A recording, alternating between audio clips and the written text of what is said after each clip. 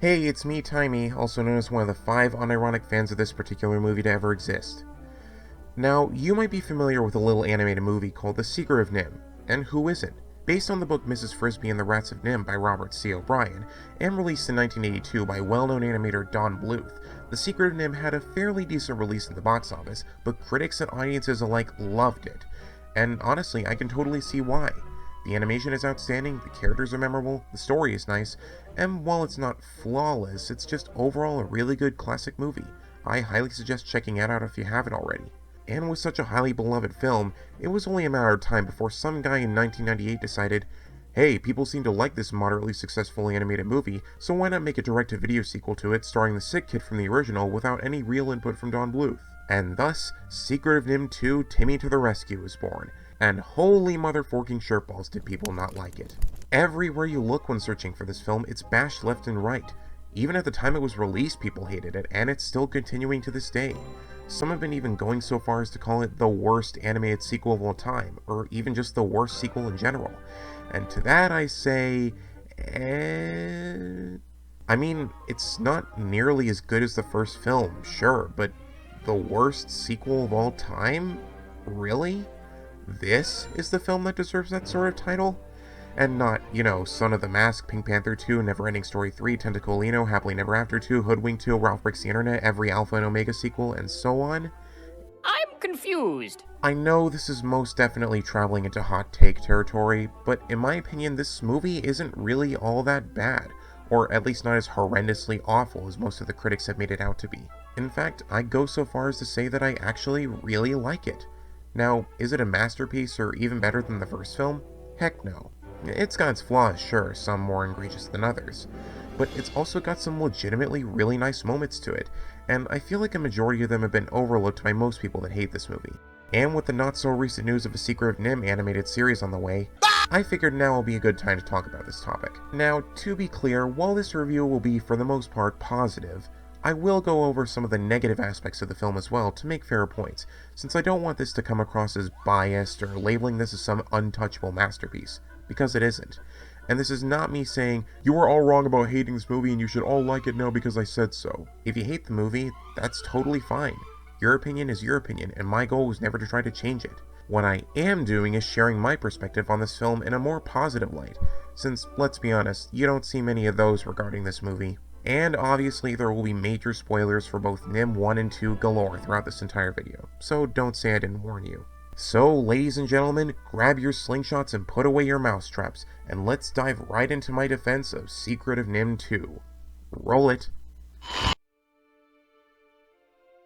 First, let's start with the main title character, Timmy to the Rescue Brisby, voiced by Ralph Macchio, Mr. Karate Kid himself. Let me tell you, if I had a nickel for every time there was a fictional character named Timothy Brisby, I'd have 2 nickels, which isn't a lot, but it's weird that it happened twice. A lot of people would have preferred Mrs. Brisby be the main character again, and while I agree that would have been nice, I honestly think it was a good idea to have Timmy be the main character of the sequel.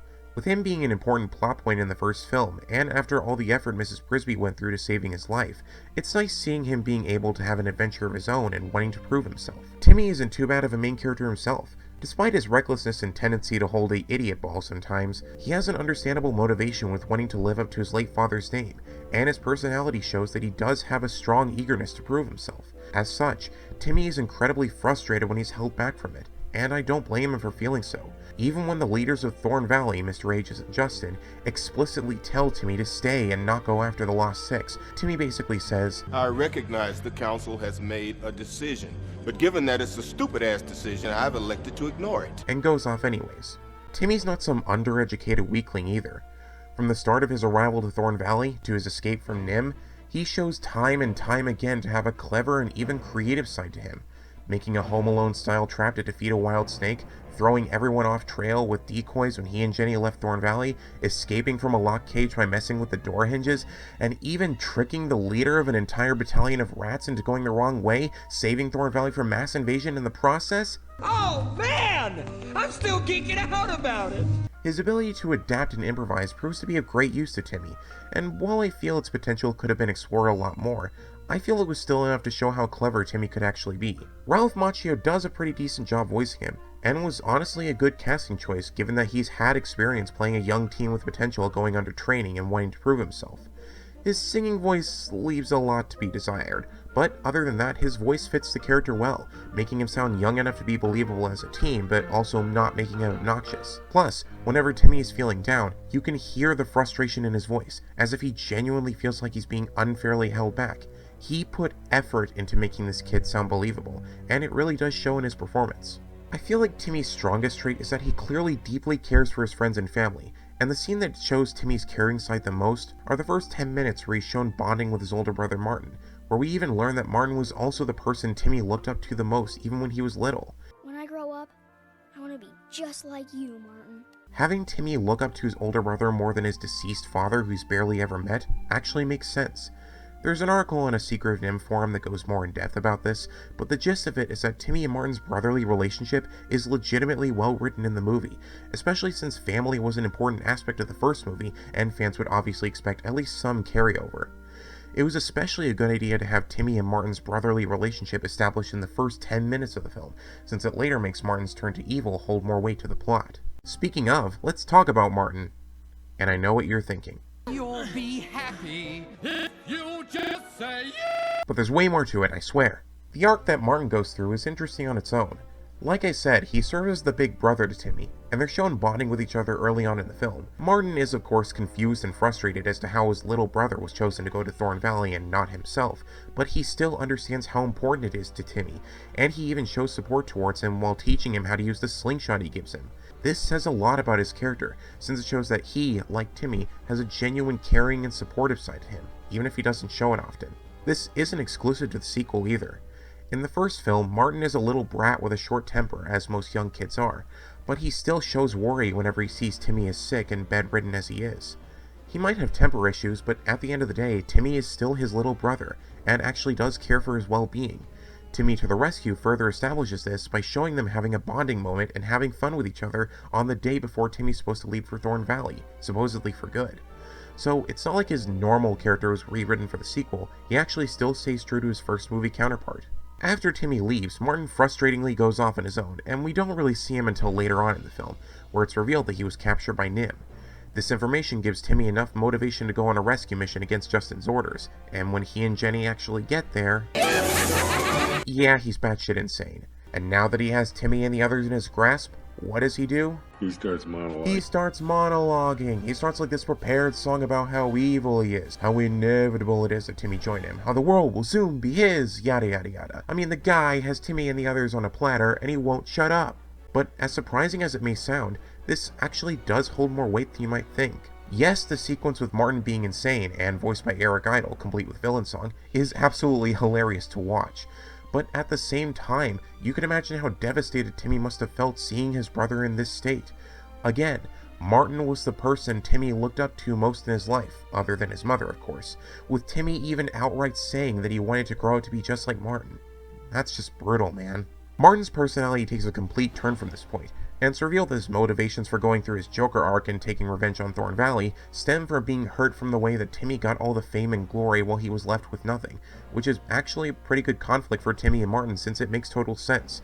I'd be pretty upset too if my hypothetical younger brother went away to the mouse equivalent of Hogwarts while I got left behind and captured by a crazy scientist that tried to electrocute my brains out. As the movie goes on and Timmy manages to escape from his cage and rescue Jenny, we'll get to her later, we see Timmy and the others have a clear shot of escape from NIMH. And yet when he realizes Martin is still in the burning wreck of the building, he goes back to save him without any hesitation whatsoever. Yes, even after Martin tried to make Timmy join his evil plans and even tried to kill him earlier. Even after all that, Timmy knows full well that Martin is still his brother, and he isn't about to let his older brother die. In fact, part of the reason Timmy came on a rescue mission to NIMH at all was because of Martin, so Timmy intentionally going back to save him despite his insane and messed up state makes a lot of sense, and is one of the biggest highlights of the film. And when Martin's back to his normal self at the end of the film, Timmy happily rushes into his brother's arms saying, "You're back to your old self! I've got my brother back!" Aside from some of the characters that for the most part remain unchanged from the first film, there are a couple new characters in the sequel, and the one I want to bring the most attention to is Jenny McBride.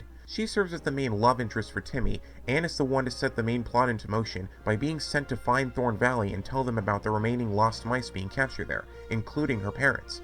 And I gotta say, I like Jenny. I found that even most people that don't like this film agree that Jenny's a good character. She's smart, headstrong, has a cute design, has good chemistry with Timmy, is one of the main things that kicks off the plot, and is even key in defeating Martin near the end. Say what you will about Timmy and Martin, but Jenny rocks. Jenny's first found on her own when Timmy hears a sound while he is on guard.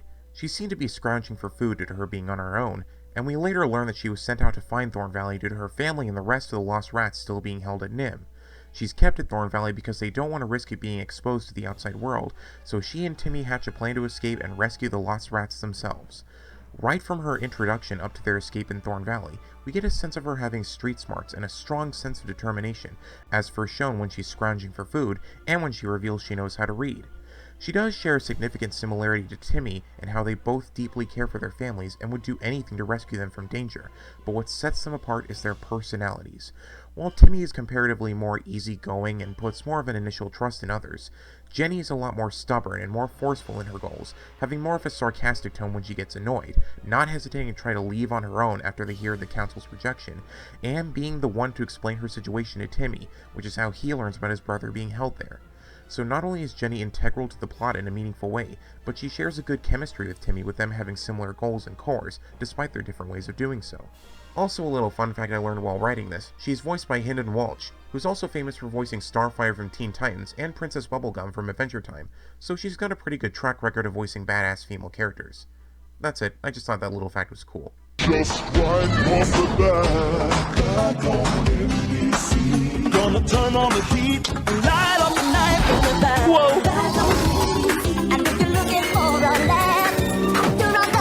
And hey, now that we've gone through the new characters, why not take the time to talk about the characters from the first film as well?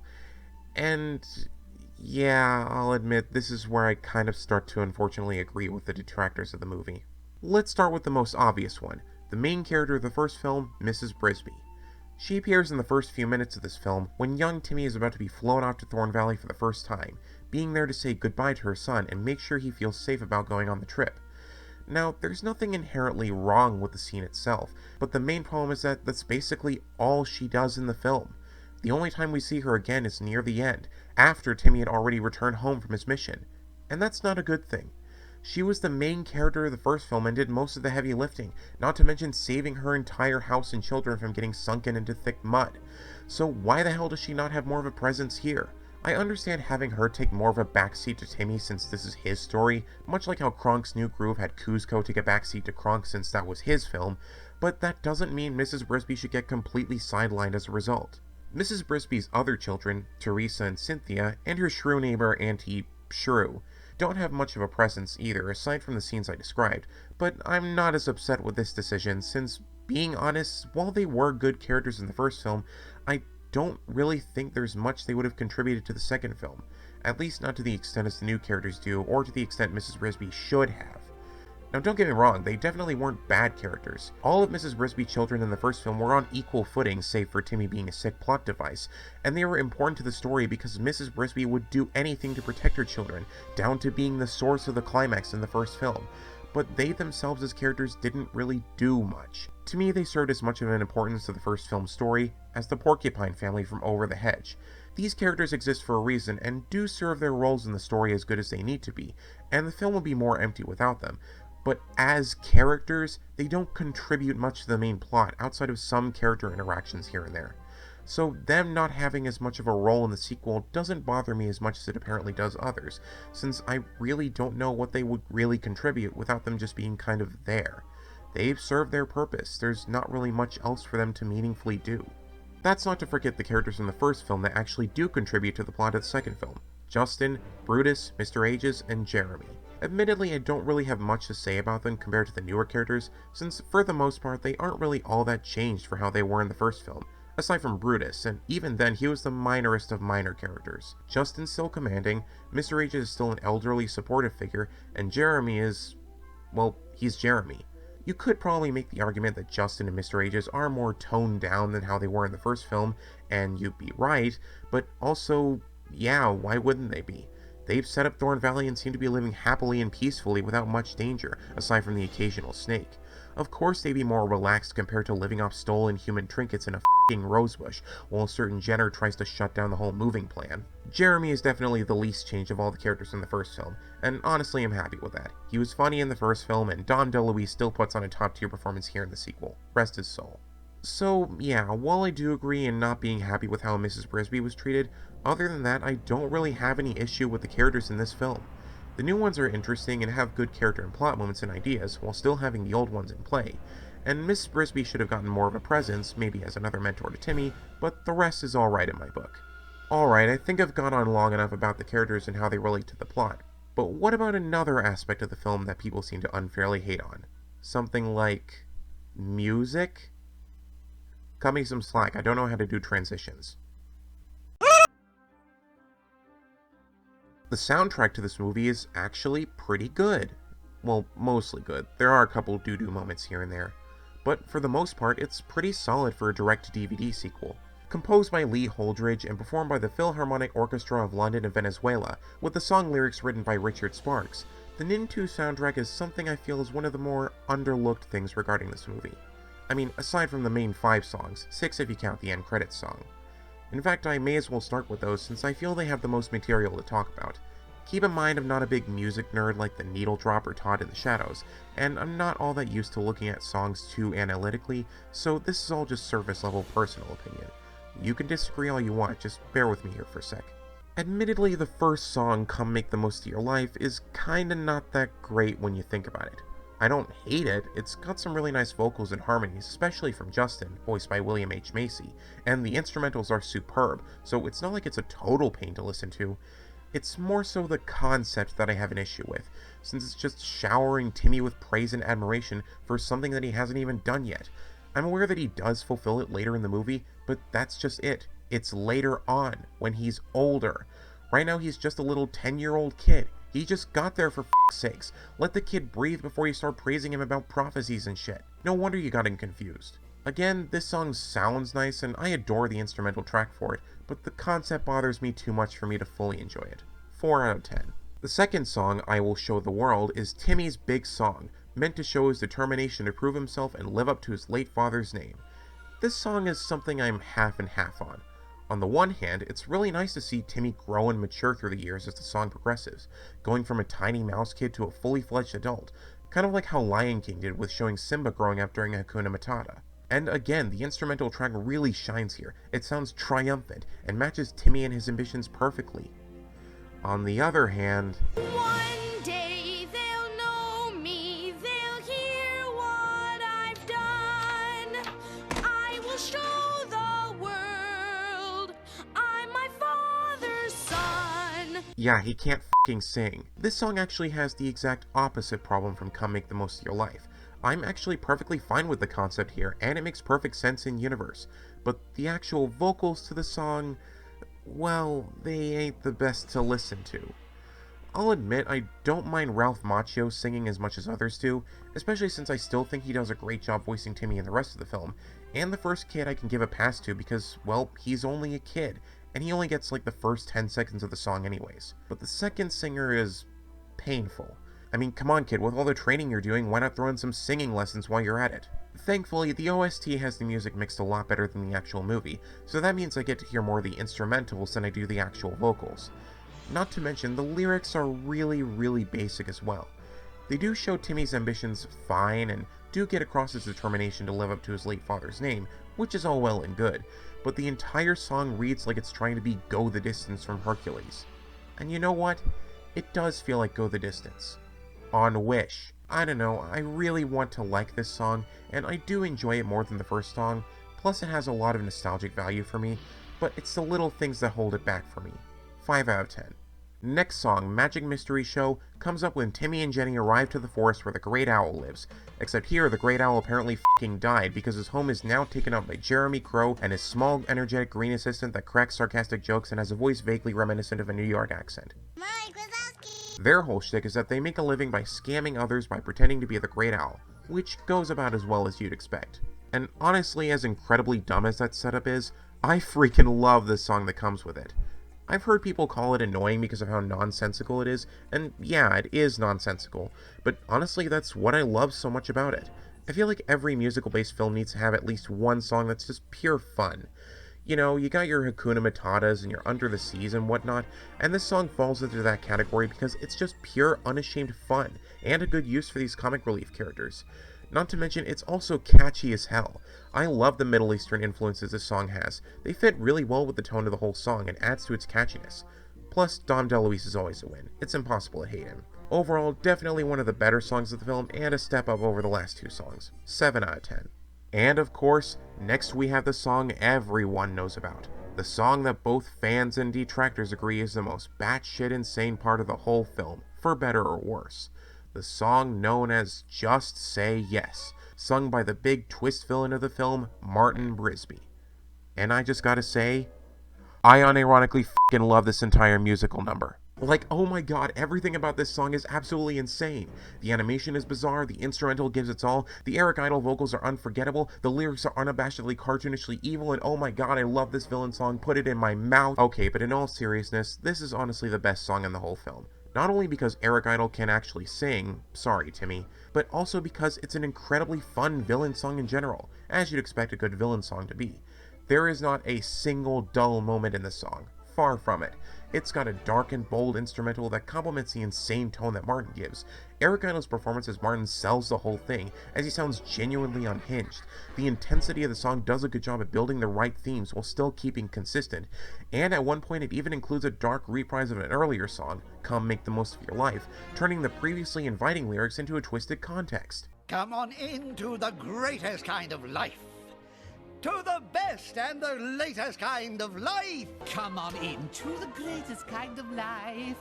To the best and the latest kind of life. On top of all that, as I've said before, Martin is a genuinely interesting character, and this song builds on that by starting off with telling the tale of how Martin came to be this way, and progressing into his madness, driving him to take over Thorn Valley, the very place where the Rats of NIMH reside and where their father's legacy lives on. It's no Be Prepared, of course, but it's still a banger on its own. Overall, this is not only the best song in the film, but it's also one of my favorite villain songs, period. 9 out of 10. But yeah, despite that banger performance, Timmy rejects his brother's offer and nearly falls to his death. They're all captured and everyone else is dragged away, leaving Timmy to sit alone in the cage he's trapped in, with Martin even pointing out that it's the same cage that once held his father Jonathan. And with no one left in the room but himself, Timmy sings the final song of the movie, All I Had Is Gone. Now, while I feel this song was made more out of obligation than anything, since it seems like an unspoken rule that every musical-based media has to have at least one sad song, but even with that in mind, this is still a really touching and well-done song on its own. Legitimately. It starts off strong enough with a solemn reprise of the lyrics from Timmy's other song, I Will Show the World, with them now being used to show Timmy's grief and longing at him feeling like he failed living up to his father's name. One day they'll know me, they'll hear what I've done. I will show the world I'm my father's. Bet you're proud of me now, Dad. Ralph Macchio does a much better job singing here than he did in I Will Show the World, mostly because he's not having to belt the lyrics this time. And Hendon Welch absolutely shines with Jenny singing here. It sounds genuinely great. It's a shame this is the only song in the film where we get to hear her sing, because she's honestly the best singer in the film. Well, next to Eric Idle, of course, that can't ever be topped. This song is noticeably much shorter than the other ones, but honestly I'm happy with its length, since it's as short as it needs to be. It's touching enough on its own that, had it dragged on a bit longer, it would have felt like it was trying too hard to be sad.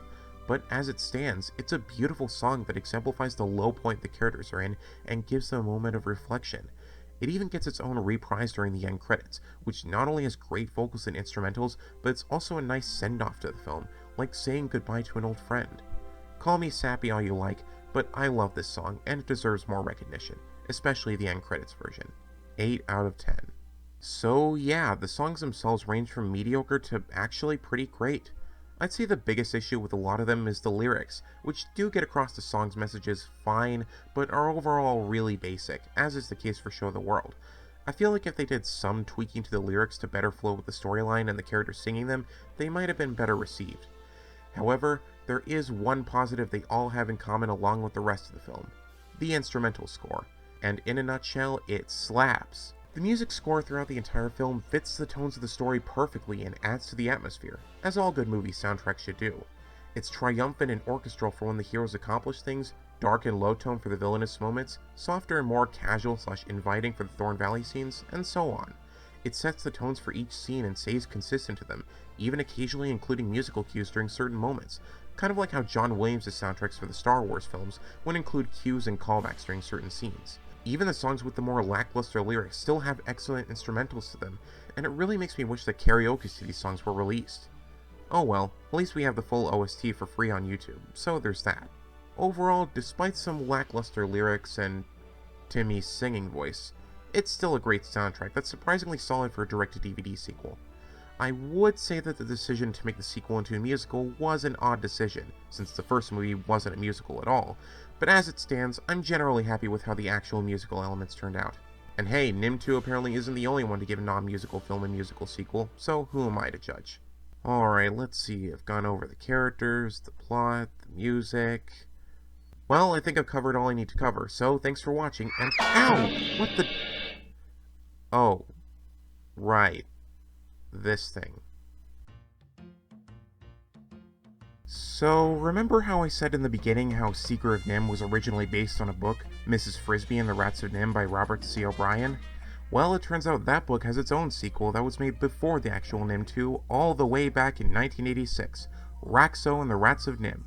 Much like how NIMH 2 was written by someone else other than Don Bluth, Racso was written by someone else other than Robert, in this case Leslie Conley. Now, I have read this before, but admittedly it's been a while since I've read the full thing.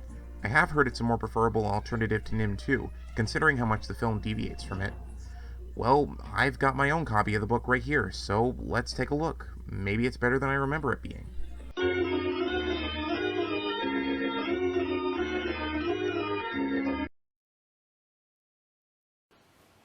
I don't like it very much. Yeah, I'm sorry, but I could not get into this book at all. I did read the first Rats of NIMH book beforehand, and it was alright. Not as good as the movie adaptation, but still serviceable. But Racso is just a completely boring mess, and I legitimately prefer NIMH 2 over it.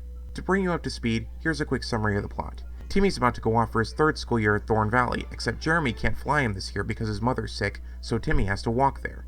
On the way, he bumps into Racso, a city rat who ran away from home to join the Rats of NIMH at Thorn Valley, and also turns out to be the son of Jenner. The owl mistakes Timmy for prey and tries to hunt him, but Racso saves Timmy and nurses him back to health. They reach Thorn Valley, and Racso soon joins the rats. The rats realize the valley is in danger of being flooded due to a nearby dam project run by the humans, so they come up with a plan to hack into a computer and rewrite the dam software to destroy the dam. And Thorn Valley is saved because for some reason the humans don't bother investigating what's going wrong with their project and instead just give up on it entirely. The end. Oh yeah, and there's some female rats named Beatrice and Isabella that do nothing other than trying to be foils to Racso and Justin, and the plot carries on just fine without mentioning them. Now, to be clear, Racso and NIMH 2 have some similar characters, ignoring the Frisby and Brisby name change, and both their plots do start off with Timothy going to Thorn Valley to learn from the Rats of NIMH, but that's about where the similarities end. The characters aren't nearly as developed and feel too much like background characters, and even the ones that are given more focus like Timmy or Racso are either boring, confusing, obnoxious, or all three. It's basically all the complaints most people have about NIMH 2, except here it's worse because of how dull everything is. Miss Brisby being sidelined, she barely shows up here too despite being the main character of the first book. Obnoxious new characters that almost do nothing for the plot. Isabella and Beatrice only exist as poorly written romantic interests and nothing else. A nonsense plot with a minimal understanding of how technology and humans work. The entire damn computer climax revolves around this.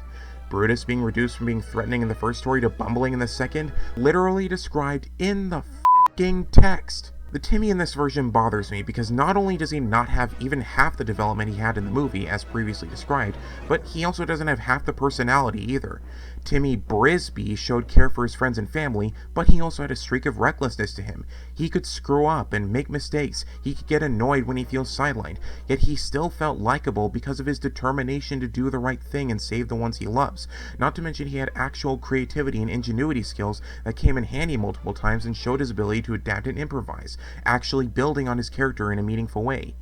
Meanwhile, Timmy Frisbee has two emotions: being annoyed or being perfect. Any development or character growth he may have had isn't present here, because guess what? It's already happened. Off page. It's such a sharp contrast to the Timmy from the first story with absolutely no build-up, which makes him feel like less of an actual character as a result. Timmy Brisby grew as a character. Timmy Frisbee just stayed one note through the whole book. One long, flat, boring note.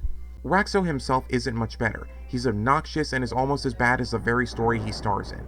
The book gives him a big subplot about him being the son of Jenner, which he feels he has to hide from the rest of the rats of NIMH save for Timothy and Nicodemus. Except, here's the thing. In this universe, Jenner is completely different from his movie counterpart in two major ways. One, he doesn't die at the end of the first story, he just runs away to somewhere else. And two, here, he wasn't evil or even remotely resembling an antagonist. If this was more like the movie version of Jenner, I could understand, since he posed an actual threat and was an active villain. But here, there's no tangible reason for Racso to hide who his father is. There's no stakes or real consequences, yet through the course of the story, he keeps continuously lying to those around him, even after they are graceful enough to take him in and not reject him for being an outsider. It doesn't make me want to root for him, it makes me want to throw him out the window. Also, he apparently has a weird fetish for candy, and it's not even in a charming Charlie Bucket Willy Wonka type of way, it's just there and it's weird and I don't like it. The other characters I don't even have that much to say on because there's not really much to them. None of the pre-established characters from the first story have any of their charm, and the newer characters whose names I didn't care to remember are so underdeveloped they're basically background characters. There are even some like this gardener named Bertha who was only really relevant for one scene and is almost never mentioned again. Cecil the Caterpillar had more of a character than whoever the hell any of Timmy's classmates were. The first act of the plot up to Racso saving Timmy is okay, but the second act is just a major slog period of almost nothing happening, with the most valuable plot points being Racso being Jenner's son, which was already established in the first act, and the dam project threatening to flood Thorn Valley, which they barely do shit about anyways until the third act, but by then it's already taken over by plot holes, and it being painfully obvious that no one involved knows how computers actually work. There's no sense of urgency, no feelings of dread, no anything to keep the plot interesting. NIMH 2 is a lot of things, some good, some bad, but what it isn't is boring. The whole twist with Evil Martin is insane for better or worse, but it's at least memorable. Whether you like it or hate it, you are going to remember the insanity of it. Racso is not memorable. It's dull. The worst thing that any story can be, sequel or not, is being dull. I read this book twice and I still have trouble remembering half the characters or how half the plotline goes beyond its basics, and the stuff I do remember doesn't make me want to come back to it. It leaves no impact, no meaningfulness, no nothing. If you like this book, that's fine. Your opinions are valid and you shouldn't let an internet asshole like me stop you from liking it. But me, as far as I'm concerned, Jenner died in the first story and never had a son in the first place. At least now I never have to think about this book ever again. Such a nasty mess! Alright, now back to the movie. So, yeah, that's pretty much it.